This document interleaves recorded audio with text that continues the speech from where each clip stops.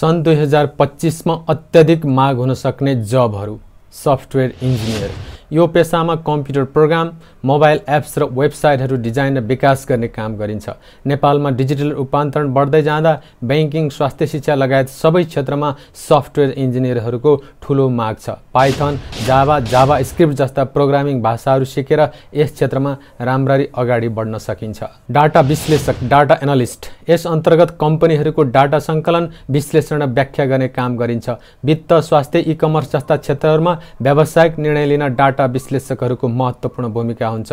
SQL, Python, table AU जस्ता टुलहरू प्रयोग गरेर रिलायबल नतिजा निकाल्न सकिन्छ। साइबर सुरक्षा विशेषज्ञ, साइबर सेक्युरिटी एक्सपर्ट, साइबर हमलाबाट कम्पनीहरूको डाटा र नेटवर्क सुरक्षित राख्ने जिम्मेवारी यस पेशामा हुन्छ। अनलाइन व्यवसाय बढ्दै जाँदा ह्याकर्सबाट सुरक्षा गर्ने विशेषज्ञहरूको माग नेपालमा पनि तीव्र गतिमा बढिरहेको छ। एथिकल ह्याकिङ, नेटवर्क सुरक्षा जस्ता कुराहरू यसको लागि आवश्यक सिपहरू हुन्। डिजिटल मार्केटिङ विशेषज्ञ, digital marketing expert, social media, SEO, online विज्ञापन र आकर्षक सामग्री सिर्जनाको माध्यमबाट व्यवसायहरूलाई अनलाइन बढी बिक्री र ब्रान्ड चिनारी बनाउन मद्दत गर्ने काम यस पेशामा गरिन्छ।